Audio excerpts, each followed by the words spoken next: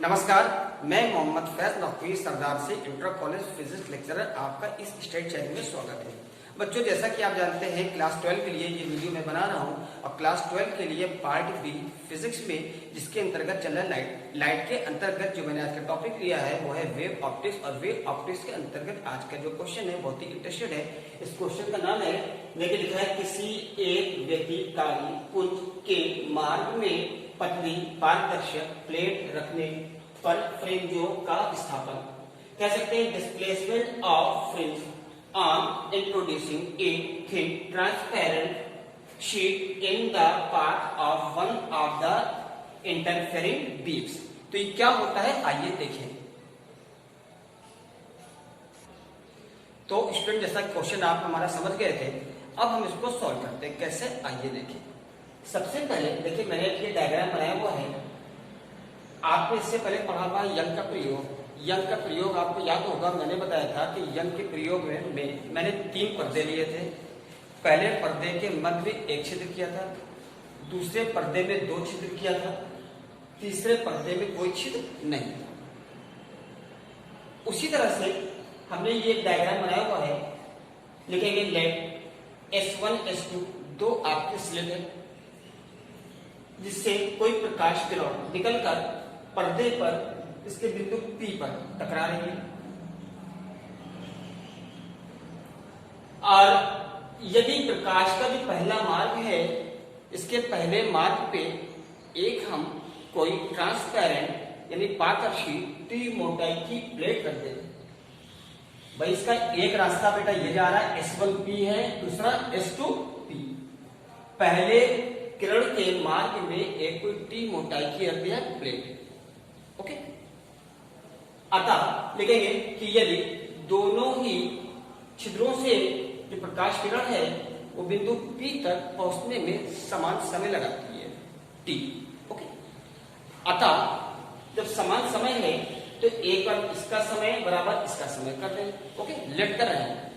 अब सबसे पहले आपको मालूम है होता है दूरी बराबर 4 गुणे समय।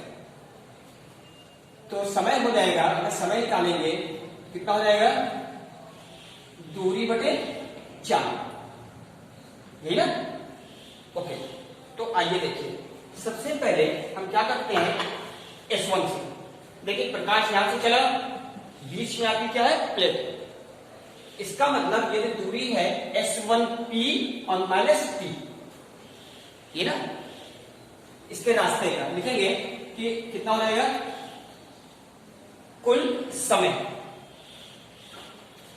कितना हो जाएगा, T1 कर दीजिए, हो जाएगा S1P -T, जहां T क्या प्लेट की मोटाई, अपान C में प्रकाश की चाल क्या होती है, C लिखते हैं। अब यहां पे चूंकि बीच में क्या है, T मोटाई की प्लेट है, तो किसी माध्यम में जब ये प्रकाश चल रहा है तो इसमें हम मान लेंगे प्रकाश की चाल V है। ओके, तो यहां पे हो जाएगा प्लस T अपान V बराबर इसका ले लीजिए S2P अपान C, S2P अपान C। इसको एक बार इसको फिर देखें कि मैंने माना कि 2 आपकी स्लिट्स हैं जिनसे 2 प्रकाश किरण निकल रही है। पहले प्रकाश के मार्ग में T मोटाई की प्लेट रखी है, ओके, और दूसरा मार्ग है S2P, तथा दोनों ही छिद्रों से किरण को बिंदु P तक पहुंचने में समान समय लग रहा है। ओके, अब सबसे पहले हमने इसका निकाल लिया समय। इसका समय एक बार आपका किसमें है, ये निर्वात अथवा वायु में कह सकते हैं, और एक बार प्लेट में, ये ना। तो जब अगर हम ले लेंगे कि सबसे पहले वायु में या निर्वात अथवा वायु में, तो हो जाएगा S1P -T हटा देंगे और अपान प्रकाश की चाल C, और इस प्लेट का लेंगे तो दूरी बटे 4। इसकी दूरी कितनी है, T है भाई, T मोटाई की है, अपान हमने माना माध्यम की चाल कितनी V। ओके, अब इसी प्रकार S2P यानी ये दूरी बटे इसकी चाल, कितनी हो रहेगी ख्याल सी। ओके, अब हम क्या करेंगे कि आपको मालूम है, देखेंगे वी नो डैट होता है एन, ये होता है कि एन अपान वी बराबर सी। ओके, एन अपान वी बराबर सी, जहां एन क्या है, यह है माध्यम का अपवर्तनांक, बहुत जगह लिखा होगा mu. Okay, N upon V is equal to C, या कर सकते हैं v बराबर एन अपान सी। ये क्लास 10 की चीज है, बहुत सी किताबों में लिखा होगा एन की जगह म्यू, जहां पर ये आपका क्या है, रेफ्रेक्टिव इंडेक्स यानी अपवर्तनांक। अब इसमें जहां v है वहां कर सकते हैं एन अपान सी। ओके, एन अपान सी, तो ये कर देंगे S1P minus T upon C. Okay, plus T upon, तो बच्चों जैसे लिखा हुआ है एन बराबर सी अपान वी, तो यहां पर जहां वी है ये हो जाएगा सी अपान एन। ओके, अब हम इस वैल्यू को क्या करेंगे, इस इक्वेशन में पुट करते हैं। भाई एन बराबर सी अपान वी, दैट मीन वी बराबर सी अपान एन, तो जहां वी है वहां करते हैं C upon N is equal to S2P upon C. Okay, अब आइए हम इसको कर सकते हैं, करते हैं S1P minus T upon C plus N ऊपर आएगा T upon C is equal to S2P upon C. इसमें सी ले लेंगे एलसीएम, तो रहेगा S1P minus T plus N T is equal to S2P upon C. Right, C से C आपका cancel हो गया। अब ध्यान रखिएगा, मैंने आपको पहले वीडियो में बताया था जो पाथ डिफरेंस, रास्तों का अंतर, वो होता है S2P माइनस S1P। इस तरीके से, यानी S2P माइनस S1P। भाई अगर मैंने बताया था कि आपने जो ये दूरी है S1P है, P को केंद्र मानकर S1P यहां से 8 लगा दे तो ये ज्यादा हो गया, तो that mean S2P minus S1P, बड़े में से छोटा क्या करें, घटाएंगे, वो आएगा आपका अंतर। मैंने कई बार एग्जाम्पल दिया है कि बाइक से जा रहे हैं, अभी रीडिंग है 4, आप थोड़ा सा आगे पहुंचे, हो गई 6, तो कुल कितना आता है 2, 6 में से 4 घटाया, दूसरे में से पहला घटाएंगे। ओके, तो S2P माइनस S1P ये आपका होता है पाथ डिफरेंस, पाथ अंतर। तो इसमें हम क्या करें, बना लें पाथ डिफरेंस एक साथ। ओके, यहां पे कर सकते हैं कि S2P और कितना ये minus T plus N T is to S2P। Okay, मैं चाहूंगा एक बार कैमरा मैन ये देखिए क्या सब आ रहा है नीचे का। अब कर लें S, इसको कर दीजिए minus T plus N T is equal to S2P, इधर आएगा माइनस S1P। ओके, इसमें t ले लें कॉमन, तो आएगा n minus 1 is equal to हो जाएगा S2P माइनस S1P।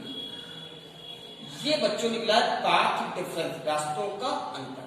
ओके, अब हम बढ़ते हैं आगे। देखिए आगे बढ़ेंगे तो इसको बच्चों मैं रफ कर दूं। ओके, अब देखिए हमारे पास आ चुका है पाथ डिफरेंस। पाथ डिफरेंस हमारे पास आ चुका है कि S2P minus S1P is equal to आ चुका है N T माइनस 1, ये अभी हमने निकाला था। ओके, मैंने अभी आपको निकाला था, यहां पर था कितना आया था N T माइनस 1। तो बच्चों देखिए ये हमारे पास आ चुका है। अब हम ये करते हैं कि आपको मालूम है कि ये आपका निकला है पाथ अंतर। अब लिखेंगे यदि ये प्लेट यहां पर ना हो, इस प्लेट की अनुपस्थिति में, बहुत ध्यान सुनिएगा, लिखेंगे यदि टी मोटाई की प्लेट की अनुपस्थिति में फ्रिंजें हमारी दीप्त हैं। मैंने बताया था दो है, दीप्त और अदीप्त। तो दीप्त के लिए जो पाठांतर होता है वो बताया था कि S2P माइनस S1P ये मिल के आता है, कितना था M, आपका ये था कि M D लैम्डा, इसको ये था M लैम्डा, याद है। अदीप्त के लिए था M माइनस हाफ, दीप्त के लिए M lambda. T N minus 1। मैंने कहा कि यदि T मोटाई की प्लेट ना हो और उसकी अनुपस्थिति में हमारी जो फ्रिंज है कैसी है डी। दीप्त के लिए पाठांतर मैंने आपको पिछले वीडियो में बताया था कि होता है M लैम्डा, इस पूरे की वैल्यू है M लैम्डा। और अदीप्त के लिए मैंने बताया था कितना था M minus half lambda, right, चूंकि हमने माना दीप्त है। अब आइए, अब हम बढ़ते हैं आगे। आपको मालूम है, लिखेंगे V also know that ये होता है कि M आपने पढ़ा है x बराबर दीप्त के लिए M D lambda upon D। इसका मैंने प्रूफ आपको कराया था वीडियो में, जहां D क्या है, पर्दे तक की दूरी है, स्मॉल d स्लिटों के बीच की दूरी, राइट। अब अगर M निकाल लें तो कितना आएगा x D अपॉन, राइट। तो लिखेंगे put value M equation first, put value M in equation first. रखिए x D upon capital D lambda into lambda रखा है is equal to n minus 1 into T. Lambda से lambda cancel हो गया। अगर t निकालेंगे तो आ जाएगा small T upon capital D x, और n माइनस 1 कहाँ आएगा आपका नीचे, ओके। भाई आपका x d आपने निकाला है 50, तो n माइनस 1 आपको कहा जाएगा नीचे। अब अगर x निकाल जाएगा, अगर विस्थापन निकालना है तो x बराबर हो जाएगा capital D upon small d, ये ना, अच्छा। और n माइनस 1 कहा जाएगा n माइनस 1, और 2 कहा आएगा ये टॉप मल्टीप्लाई t यहाँ पर आपका है, ये आपका निकल जाएगा विस्थापन, राइट। ये आपका बना विस्थापन। अब हम बढ़ते हैं आगे। बच्चों दोबारा इसका नेक्स्ट क्वेश्चन है ये कि relation between maximum and minimum intensities, okay, that mean अधिकतम और न्यूनतम तीव्रता और आयाम में संबंध कैसे, आइए देखिए। देखेंगे कि अधिकतम और न्यूनतम, देखेंगे आपको पता है वी हैड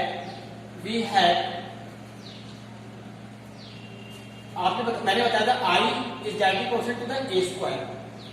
हमको निकालना है मैक्सिमम और मिनिमम।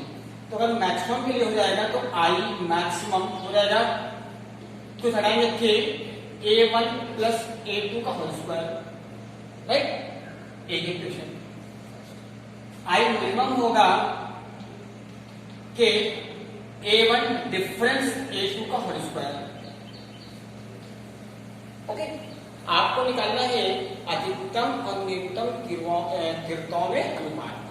तो करेंगे equation first divided equation second, तो रहेगा I maximum upon I minimum k a1 plus a2 का whole square upon k a1 difference a2 का होल स्क्वायर। जैसे कि कैंसिल हो गया, बना I मैक्सिमम, मैं चाहूंगा मेरा कैमरा मैन देखें क्या नीचे का आ रहा है कि नहीं आ रहा है, I मिनिमम बराबर a1 प्लस a2 का whole square upon a1 difference a2 का होल स्क्वायर। बच्चों ये हमारा निकल के आ गया है अधिकतम और न्यूनतम तीव्रताओं का अनुपात। तो बच्चों आज मैंने आपको दो डेरिवेशन बताया। एक डेरिवेशन तो जो मैंने पहले आपको बताया था, यदि किसी प्रकाश के मार्ग में कोई टी मोटाई की पट्टी रख दिया जाए तो उसमें निकालने को आया था विस्थापन, ठीक। और उसके बाद है फिर मैंने निकाला है कि अधिकतम और न्यूनतम तीव्रताओं में संबंध। उम्मीद है कि आपको ये दोनों ही डेरिवेशन समझ में आ गए होंगे। इसलिए जैसा कि मैं हर वीडियो में कहता हूँ कि ज्यादा से ज्यादा पढ़ाई कीजिए, हो सकता है कि अभी कई सारे बच्चों के पास बुक्स नहीं होगी, कोई ऐसी परेशानी बात नहीं है। किसी भी राइटर की बुक हो, कुमार मित्तल की हो या कोई भी राइटर की बुक है, पुरानी पढ़ी हो तब भी आप पढ़िए, क्योंकि सब टॉपिक वही है, कुछ थोड़ा बहुत चेंज हुआ है। और जैसे कि इस बार आपको मालूम है कि 30% कोर्स इसमें से कुछ चेंज हुआ है, सॉरी इसमें कुछ कम हुआ है, चेंज नहीं बल्कि कम हुआ है। तो हम लोग उस चीज को छोड़ के ही आपको पढ़ा रहे हैं। अगर आपको नहीं भी पता है कि क्या चीज उसमें छुपी है तो वो हम लोग को चूंकि मालूम है, इसलिए मैं वही टॉपिक आपको पढ़ा रहा हूँ जो आपके सिर्फ सिलेबस में है। इसलिए ज्यादा से ज्यादा पढ़ाई करिए, और अगर कोई भी परेशानी है तो बिना किसी प्रॉब्लम के आप कॉल करें, और कॉल करके अपनी प्रॉब्लम को पूछ सकते हैं। सर को ये चीज समझ में नहीं आई। अधिकतर बच्चे क्लास 12 की खुशी की बात है कि कई सारे बच्चे बॉयज और गर्ल्स सब पढ़ाई कर रहे हैं, क्योंकि ज्यादातर बच्चे मुझको कॉल करते हैं और वो पूछते हैं। और मैंने ये भी देखा है कई सारे बच्चे कुछ दूसरे चैप्टर्स भी पढ़ रहे हैं, बहुत अच्छी बात है, और उसके वो न्यूमेरिकली पूछते हैं। आप भी बच्चों इसी तरह से घर पर रहिए, खुश रहिए, पढ़ाई करते रहिए। जय हिंद, जय भारत।